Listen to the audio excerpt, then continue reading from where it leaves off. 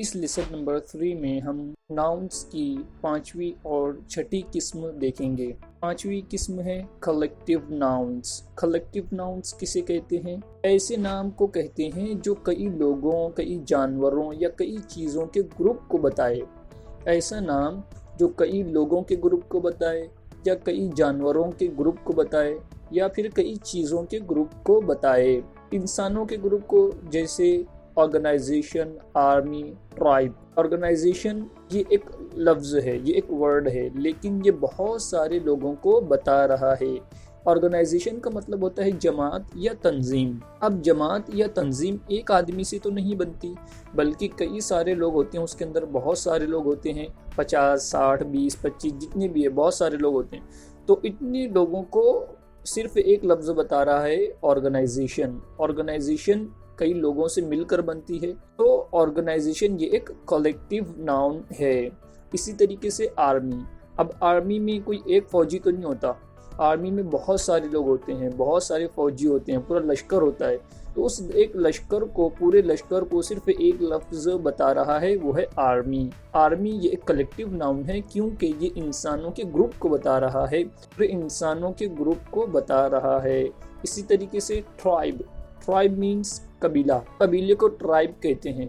तो कबीले में अब कोई एक घर या एक ख़ानदान तो नहीं होता, उसके अंदर बहुत सारे लोग होते हैं, बहुत सारे घर होते हैं, बहुत सारे ख़ानदान के लोग होते हैं। तो ट्राइब ये भी एक लफ्ज़ है, लेकिन ये कई लोगों के ग्रुप को बता रहा है, तो ये भी एक कलेक्टिव नाउन है।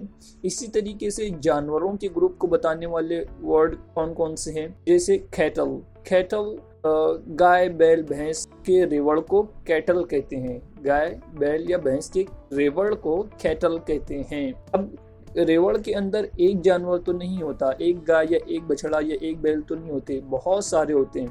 तो उन ग्रुप को, पूरे जानवरों के ग्रुप को सिर्फ एक लफ्ज़ बता रहा है, कैटल, कैटल।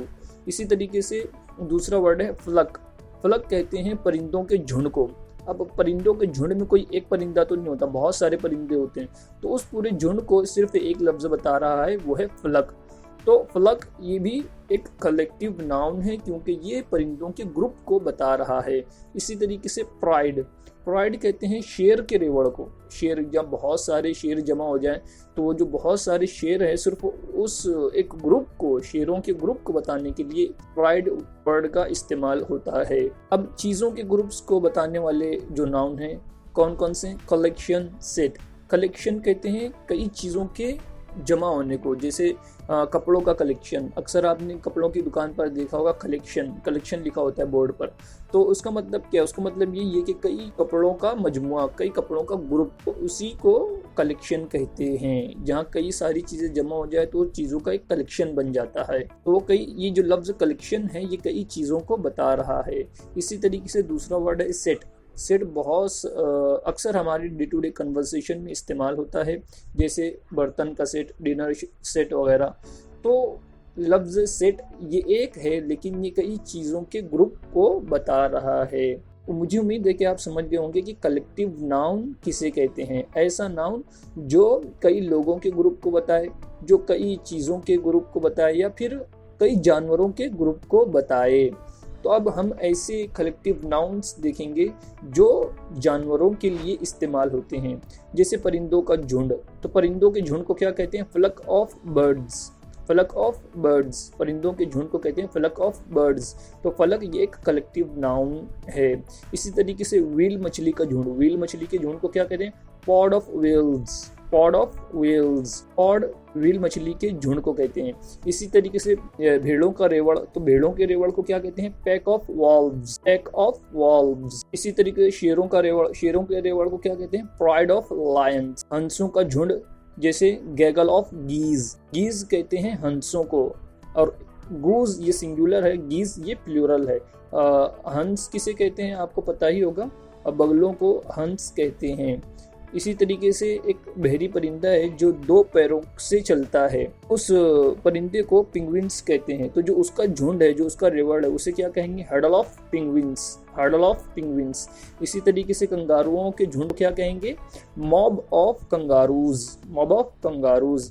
इसी तरीके से मछलियों का झुंड, तो मछलियों के झुंड को क्या कहेंगे? School of fish, school of fish. तो मुझे उम्मीद है कि आप समझ गए होंगे कि कलेक्टिव नाउन्स किसे कहते हैं और वो ख़ास वर्ड्स जो एनिमल्स के लिए इस्तेमाल होते हैं उसकी भी लिस्ट आपके सामने है, आप इसे सेव कर लीजिए, स्क्रीनशॉट ले लीजिए। कंपाउंड नाउन, कंपाउंड नाउन ऐसे नाम को कहते हैं जो दो या दो से ज़्यादा लफ्ज़ों से मिलकर बना हो। ऐसा नाम जो दो या दो से ज़्यादा लफ्ज़ों से मिलकर बना हो उसे कंपाउंड नाउन कहते हैं। जैसे मिसाल के तौर पर रेनफॉल, रेनफॉल ये एक वर्ड है लेकिन ये दो लफ्ज़ों से मिलकर बना है। रेन ये एक वर्ड है, फॉल ये दूसरा वर्ड। तो रेन और फॉल इन दोनों लफ्ज़ों को मिला दिया गया और एक लफ्ज़ बना लिया गया, बन गया रेनफॉल, जिसका मतलब होता है आबशार, झरना। इसी तरीके से दूसरा वर्ड हमारे सामने है फुल मून। फुल मून कहते हैं पूरे चांद को, पूरा चांद जब निकल जाता है उसे कहते हैं फुल मून। तो फुल ये एक वर्ड, मून ये दूसरा वर्ड, दोनों को इकट्ठा कर कर एक वर्ड बना लिया गया फुल मून। इसी तरीके से mother in law, mother in law, अब ये तीन लफ्ज़ों का मजमुआ है, मदर एक, इन दो, लॉ तीन, तो तीन लफ्ज़ों को मिलाकर एक वर्ड बना दिया गया मदर इन लॉ, जिसका मतलब होता है सास। तो अब हम ये देखेंगे कि कंपाउंड नाउन्स की 3 टाइप कौन कौन सी हैं। कंपाउंड नाउन्स की कुल 3 टाइप्स हैं। 3 तरीके से कंपाउंड नाउन को लिखा जाता है। पहली जो टाइप है वो है open compound nouns, open compound nouns या स्पेस्ड कंपाउंड नाउन्स। अब ओपन कंपाउंड नाउन्स या स्पेस्ड कंपाउंड नाउन्स क्या है? तो ऐसा नाउन, ऐसा कंपाउंड नाउन जिसके दरमियान दो लफ्ज़ों के दरमियान या 3 लफ्ज़ों के दरमियान स्पेस हो, ऐसा कंपाउंड नाउन जिसके दरमियान स्पेस हो। जैसे मिसाल के तौर पर स्विमिंग पूल, स्विमिंग ये एक लफ्ज़ है और पुल ये दूसरा है। तो स्विमिंग और पुल के दरमियान आप देख रहे होंगे कि स्पेस है, स्पेस है। तो जिस कंपाउंड नाउन के दरमियान में स्पेस हो ऐसे कंपाउंड नाउन को ओपन कंपाउंड नाउन या फिर स्पेस्ड कंपाउंड नाउन कहेंगे। इसी तरीके से दूसरी एग्जांपल है वॉशिंग मशीन। वॉशिंग ये एक वर्ड है और मशीन ये दूसरा वर्ड है। तो वॉशिंग और मशीन इन दोनों के दरमियान आप देख रहे हैं कि स्पेस है, तो इसी को कंपाउंड ओपन कंपाउंड नाउन या स्पेस्ड कंपाउंड नाउन कहते हैं। इसी तरीके से तीसरा वर्ड है पब्लिक स्पीकिंग। पब्लिक ये एक वर्ड है और स्पीकिंग ये दूसरा। तो पब्लिक और स्पीकिंग इन दोनों के दरमियान स्पेस है, इसीलिए इसे भी ओपन कंपाउंड नाउन या फिर स्पेस्ड कंपाउंड नाउन कहेंगे। अब इन तीनों के मतलब तकरीबन हर किसी को पता होंगे। Swimming pool, washing machine, washing machine तो हर किसी को मालूम होगा। पब्लिक स्पीकिंग यानी आवाम के अंदर बात करना, आवाम से बात करना। इसी तरीके से दूसरी रिटर्न फॉर्म कंपाउंड नाउन की क्लोज्ड कंपाउंड नाउन या solid compound noun. Closed compound nouns या सॉलिड कंपाउंड नाउन्स। अब क्लोज्ड कंपाउंड नाउन क्या है? ऐसा कंपाउंड नाउन जिसके दरमियान स्पेस ना हो, ऐसा कंपाउंड नाउन जिसके दरमियान स्पेस ना हो। For example bed, room. Bed ये एक वर्ड है और रूम ये दूसरा वर्ड है।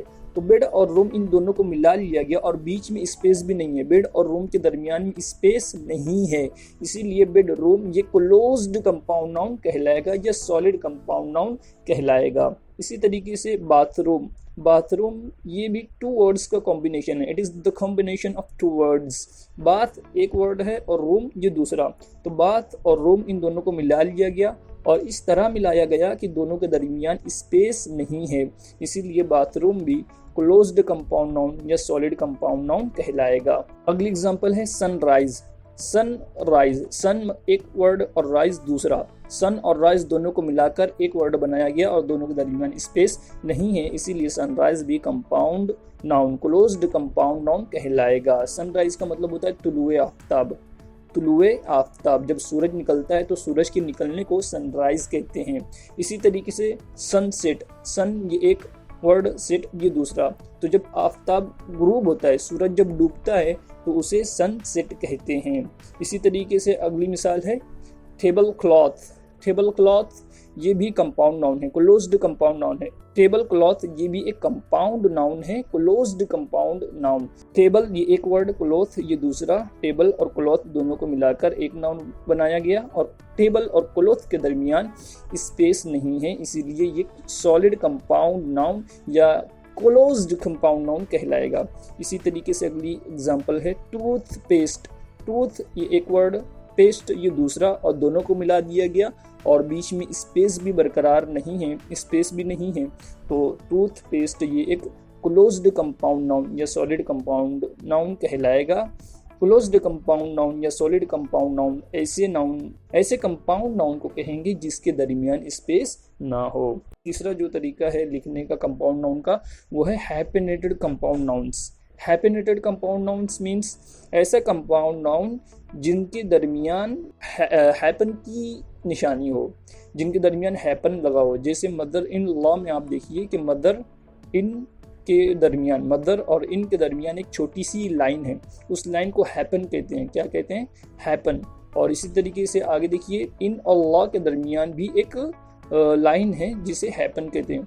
तो जिन कंपाउंड नाउन के अंदर लाइंस का यूज हो, ये हैपन का यूज हो, उसे हैपेनेटेड कंपाउंड नाउन कहेंगे। अब एक के बाद एक आप मिसाल देखते जाइए और उसी के अंदर आप लाइन भी देखिए। जैसे मिसाल के तौर पर mother in law, brother in law means साला या देवर। तो आप इसके अंदर भी देखिए ब्रदर इन अल्लाह, इन तीनों वर्ड्स के दरमियान हैपन की निशानी है, इसीलिए ये भी हैपेनेटेड कंपाउंड नाउन कहलाएगा। इसी तरीके से अगला वर्ड है हैंगर ऑन। हैंगर और ऑन के दरमियान एक हैपन की निशानी है, इसीलिए ये भी हैपेनेटेड कंपाउंड नाउन कहलाएगा। हैंगर ऑन का मतलब होता है किसी से अपने मतलब के लिए मिलना, बड़े लोगों से अपने मतलब के लिए मिलना ताकि उससे कोई फ़ायदा हो जाए। अगली मिसाल है चेक इन। देखिए चेक इन के अंदर दरमियान भी एक हैपन की निशानी है, इसीलिए चेक इन भी हैपेनेटेड कंपाउंड नाउन कहलाएगा। चेक इन किसे कहते हैं? तो सामान चेक कराने की जगह। एयरपोर्ट पे एक काउंटर होता है जहाँ पर हमें अपना सामान, अपना लगेज चेक कराना होता है, तो उसी काउंटर को, उसी डिस्क को चेक इन कहते हैं। तो यहाँ तक हुआ कंपाउंड नाउन क्या है और कंपाउंड नाउन को किस तरह लिखा जाता है। तो 3 रिटन फॉर्म्स हैं कंपाउंड नाउन की।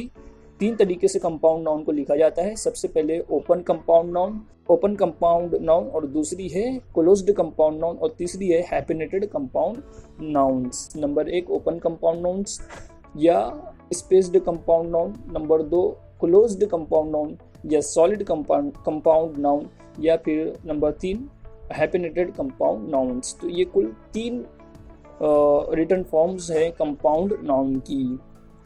फिर मिलते हैं अगले लेसन में। इसके बाद आने वाले लेसन में नाउन्स की अगली किस्मों को बयान किया जाएगा। दोस्तों इस लेसन में 2 जगह गलती हुई है छोटी सी। पहली ये कि पैक ऑफ वॉल्व्स भेड़ियों के झुंड को कहते हैं, और भेड़िया जंगल में रहता है जिसे आप तस्वीर में देख सकते हैं। इसी तरीके से दूसरी गलती ये हुई कि गैगल ऑफ गीज, ये काज के झुंड को या काज के रेवड़ को कहते हैं। काज के झुंड को गैगल ऑफ गीज कहते हैं। काज को आप तस्वीर में देख सकते हैं। बगले के झुंड को फ्लक ऑफ हेरन्स कहते हैं, फ्लक ऑफ हेरॉन्स या फ्लक ऑफ हेरन्स। और भेड़ के झुंड को हर्ड ऑफ शीप कहते हैं। भेड़ जिससे ऊन निकाला जाता है, जो पाला जाता है, उसे शीप कहते हैं। तो उसके झुंड को, उसके रेवड़ को हर्ड ऑफ शीप कहते हैं।